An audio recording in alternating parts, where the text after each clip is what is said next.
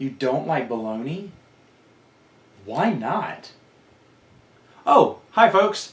I'm Matt and welcome to My Expanded Universe, a show where I go through the entire EU in chronological order as best I know how. Folks, it's time to go to a short story from Star Wars Gamer number 2. It was written by Daniel Wallace and it's called The Monster. Now, this is a very short story about Panaka back when the Palpatine was a senator and King Varuna ruled Naboo. Now, in this, Panaka comes across a cave. It's actually the secret hideout of Palpatine. He doesn't know that yet. He's trying to figure out what's going on. He knows skullduggery is afoot, but does he piece together the puzzle? Who knows? You'll have to read. Now, to be honest, for a strictly Episode 1 story about a character who was only in one movie, because remember the actor decided he didn't want to play Panaka for the other two movies, so that's when they brought in Tycho. You think a short story like that would not be very interesting. Honestly, I really liked this Star Wars Gamer short. It caught my interest. When I first read what it was about, the synopsis, I was like, oh geez, an Episode 1 story about a character that we don't care about.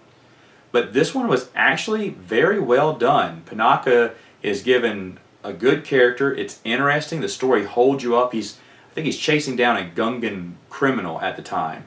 So it has that little detective police work going on, which another thing I really like about this story. Daniel Wallace does a great job with this, and if you do have a Star Wars Gamer, it is worth your time. If you thought about getting the Star Wars Gamer as a whole collection just to read the short stories, that is worth your time as well, because especially for this story, I really thought it was well done.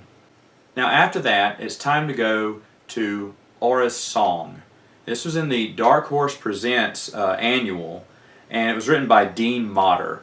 And it is a very short story. I think the theme that year was Girls Rule, so it had a Buffy and a Ghost in the Shell and some other one. It was 4 comic books. It was one of those comic books where they put the first 2 stories on the front, and then you flip the comic book upside down or the other way, and there's other 2 stories reading the other way. I hate it when they do that with the comic books.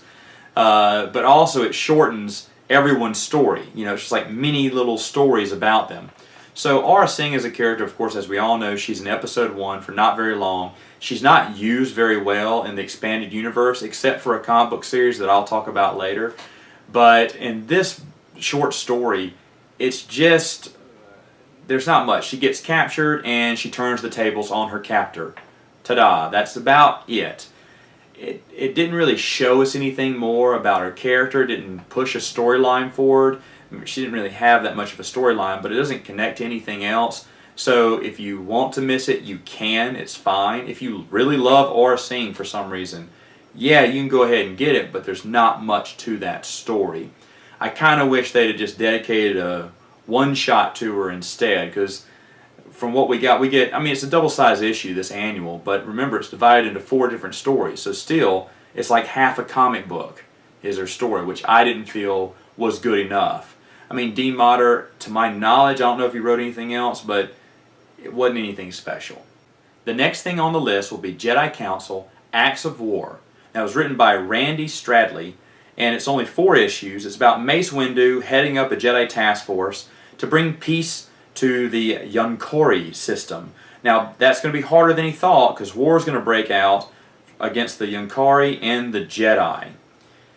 So this was a 4-issue series that came out maybe a few years after Episode 1, and the adventure is okay. Basically, it's just going off the premise that was established in Episode 1, where the Jedi are the guardians of peace, right? So they go out and they do peaceful negotiations here, which, if there's going to be a story about it, it always blows up in their face. So this is another one of those examples where just everything goes wrong, and it's some big adventure. I liked it mainly because it brought forth certain characters from Episode 1 on the Jedi Council that we had not seen before. We didn't know who they were or what they were like. Now, I know in Episode 2 they take a lot of those characters in the Clone Wars and they give them more personality. But remember, there are some characters who didn't make it to the Clone Wars. They died before the Clone Wars. So we get to see some of them and how they are and their personalities.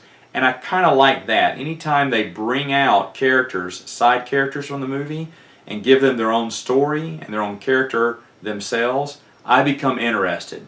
So for that reason alone, I think this comic book story would be worth your time. Now if you're not interested in that, yes, it is passable. You can breeze over this and not miss a thing.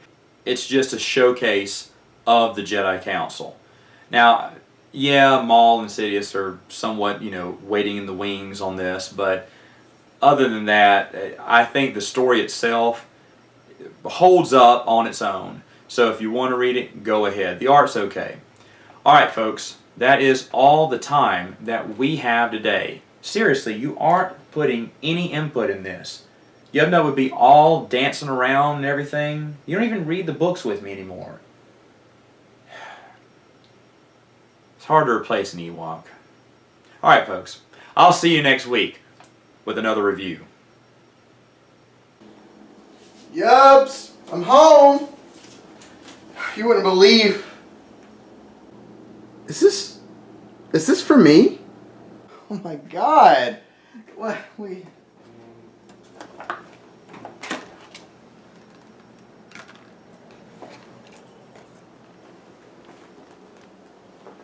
Baloney? Again?